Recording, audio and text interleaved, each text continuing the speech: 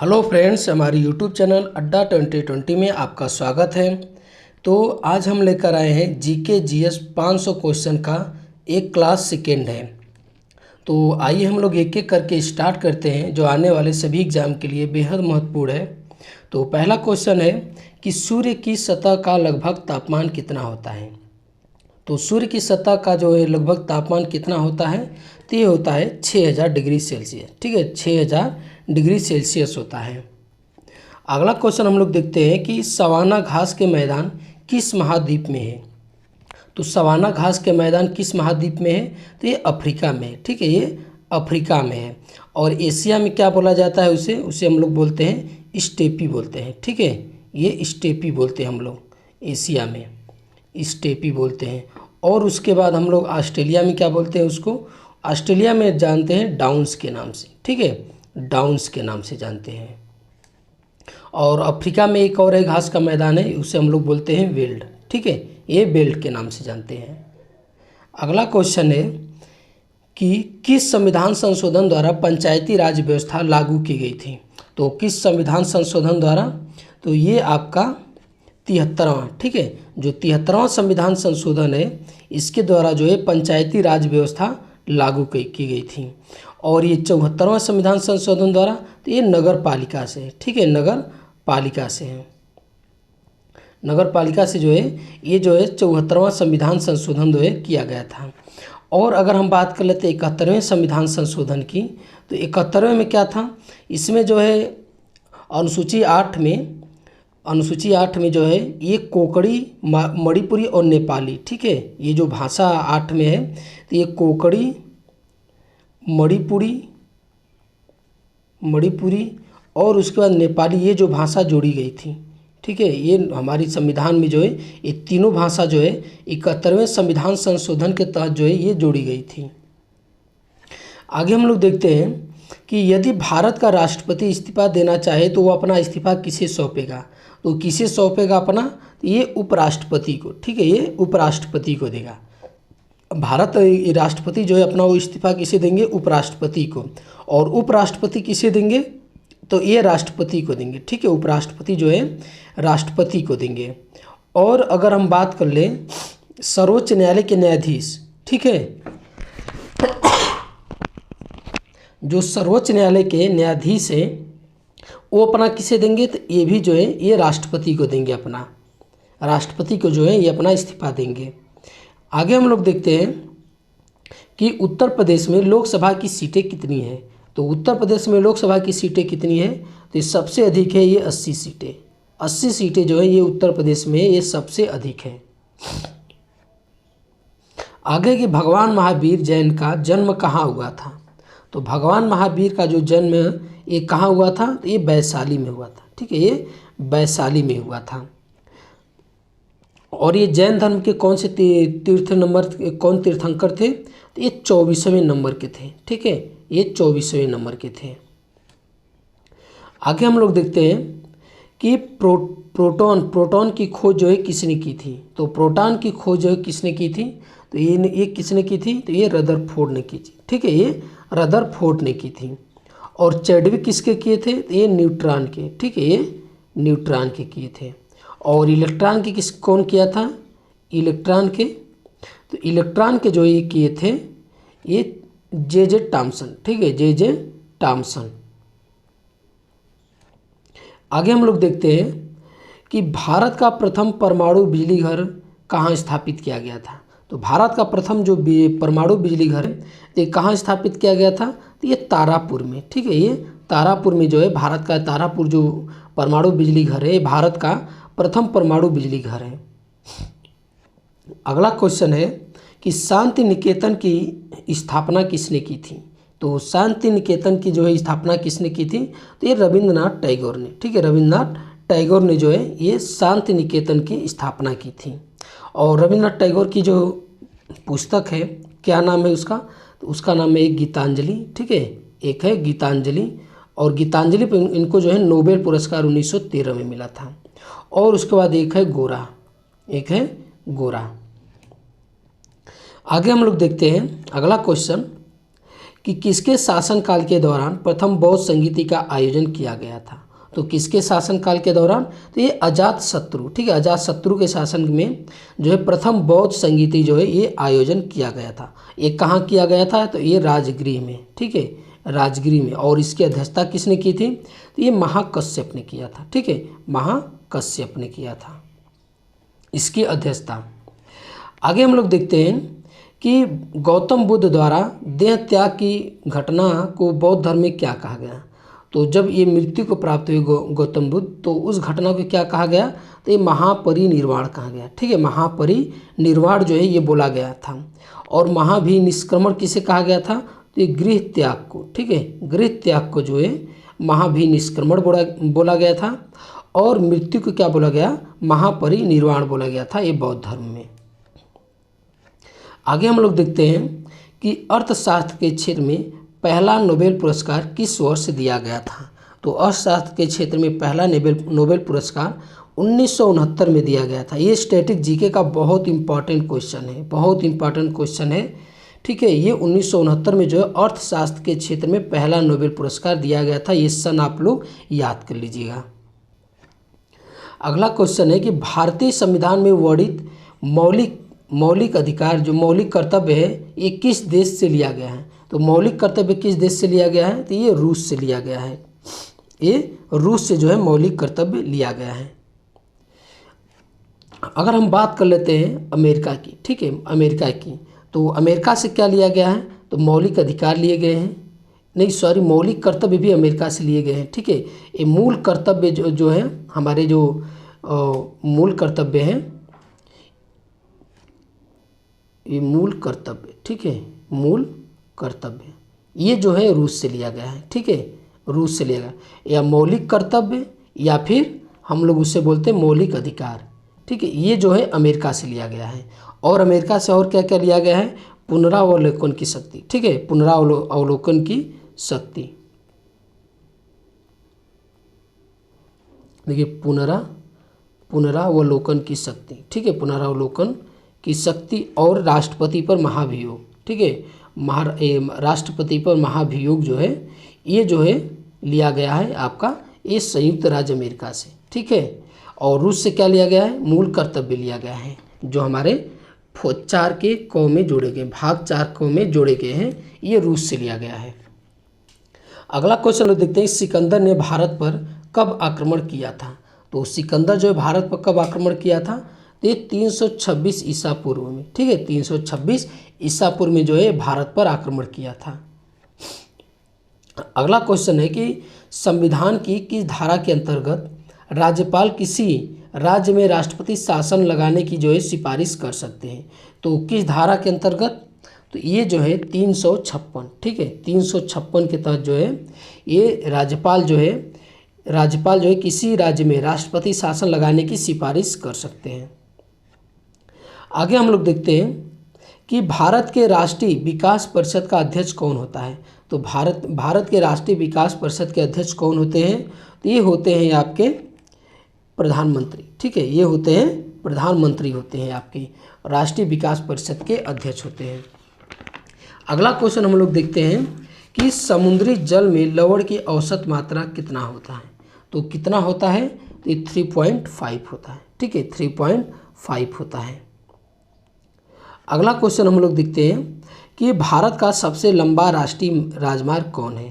तो ठीक है, तो कौन है, ये देखिए NH-22 ने यहाँ पे 44 कर लीजिए, तो ये NH-44 है, ठीक है, ये NH-44 पहले कौन था, NH-7 था, लेकिन अब NH-44 है, ठीक है, ये 22 नहीं रहेगा, ये NH-44 रहेगा। आगे हम लोग देखते हैं कि 1912 में अल हिलाल नामक समाचार पत्र जो है कि समाचार जो पत्र है इसकी शुरुआत किसने की थी। तो अल हिलाल नामक जो समाचार पत्र है ये किसने स्टार्ट किया था, तो ये आपके किए थे मौलाना अबुल कलाम आज़ाद, ठीक है, मौलाना अबुल कलाम आज़ाद जो है इनकी जो है पत्रिका कौन थी, तो ये अल हिलाल जो है इनकी पत्रिका थी। और अगर हम बात कर लेते हैं गांधी जी की, ठीक है, गांधी जी की जो पत्रिका कौन सी है, ये यंग इंडिया है, ठीक है, यंग इंडिया है, हरिजन है, ठीक है, ये हरिजन है, और है हिंद स्वराज है, ठीक है, हिंद स्वराज है, और है नवजीवन है, ठीक है, नवजीवन है, ये इनकी जो है ये पत्रिका है। अगर हम बात कर लेते हैं लाला लाजपत राय की, तो लाला लाजपत राय की एक पुस्तक है अनहैप्पी इंडिया, ठीक है, ये अनहैप्पी इंडिया जो है ये इनका जो है पुस्तक है। और भगत सिंह का कौन सा है, तो मैं अनिश्वरवाद क्यों, भगत सिंह का जो है मैं अनिश्वरवाद क्यों, ये इनकी जो है ये पुस्तक है। अगला क्वेश्चन हम लोग देखते हैं कि विश्व व्यापार संगठन का मुख्यालय कहाँ है। तो विश्व व्यापार संगठन का मुख्यालय कहाँ है, तो ये आपका है जेनेवा में, ठीक है, ये जेनेवा में है। विश्व व्यापार संगठन का मुख्यालय जेनेवा में है। आगे हम लोग देखते हैं कि भारत का राष्ट्रीय गान पहली बार कब गाया गया। तो पहली बार कब गाया गया था, तो ये 1911 में, 1911 में जो है ये जो है यहाँ कलकत्ता अधिवेशन हुआ था, जिसकी अध्यक्षता किसने की थी, तो किया था बिशन नारायण धर ने, ठीक है, जिसकी अध्यक्षता किसने किया था, बिशन नारायण धर ने जो है ये किया था, इसकी अध्यक्षता। आगे हम लोग देखते हैं कि संगमरमर किसका परिवर्तित रूप है। तो संगमरमर किसका परिवर्तित रूप है, तो ये चूना पत्थर का, ठीक है, ये चूना पत्थर का जो है ये परिवर्तित रूप है इसका। अगला हम लोग क्वेश्चन देखते हैं कि सन 1922 में चौरी चौरा कांड के बाद महात्मा गांधी ने किस आंदोलन को जो है ये स्थगित कर दिया था। तो ये किस आंदोलन को, तो ये असहयोग आंदोलन को, ठीक है, असहयोग आंदोलन को जो है इन्होंने स्थगित कर दिया था। आगे हम लोग देखते हैं कि असहयोग आंदोलन को और किस नाम से जाना जाता है। तो असहयोग आंदोलन को किस नाम से और जाना जाता है, तो ये सविनय अवज्ञा आंदोलन के, ठीक है, सविनय अवज्ञा आंदोलन के नाम से जो है इनको जो है हम लोग जानते हैं। अगला क्वेश्चन है कि देश स्वतंत्रता के समय भारतीय राष्ट्रीय कांग्रेस के अध्यक्ष कौन थे। तो भारतीय राष्ट्रीय कांग्रेस के अध्यक्ष कौन थे उस समय, तो ये थे JB कृपलानी, ठीक है, JB कृपलानी जो है उस समय भारतीय राष्ट्रीय कांग्रेस के अध्यक्ष थे। अगला क्वेश्चन हम लोग देखते हैं कि महान चिकित्सक चरक जो है किसके दरबार में थे। तो ये किसके दरबार में थे, तो ये कनिष्क के, ठीक है, कनिष्क के जो है ये राज वैद्य थे, ठीक है, राज वैद्य जो है ये चरक जो थे ये कनिष्क के राज वैद्य थे। अगला हम लोग देखते हैं कि नाथुला दर्रा किस भारतीय राज्य में स्थित है। तो नाथुला दर्रा जो है किस भारतीय राज्य में है, तो ये आपका है सिक्किम में, ठीक है, ये सिक्किम में है। अगर हम बात कर लेते हैं अरुणाचल प्रदेश की, अरुणाचल प्रदेश में कौन सा है, तो ये बोमडिला है, ठीक है, बोमडिला है, बोमडिला है, ठीक, यांगपा है, ठीक है, यांगपा है, और उसके बाद दिफू है, ठीक है, और दिफू है। अगर हम उत्तराखंड की अगर बात लेते हैं तो उत्तराखंड में लिपू लेक है, ठीक है, लिपू लेक है, माना है और नीति है, ठीक है, माना और नीति, ये जो है दर्रे जो है ये आपके उत्तराखंड में लिपू लेक, माना और नीति। और अरुणाचल प्रदेश में कौन सा है, बोमडिला है, यांगपा है और दिफू है, ये जो है। आगे हम लोग क्वेश्चन देखते हैं कि मुस्लिम लीग और भारतीय राष्ट्रीय कांग्रेस के बीच लखनऊ समझौता किस वर्ष हुआ था।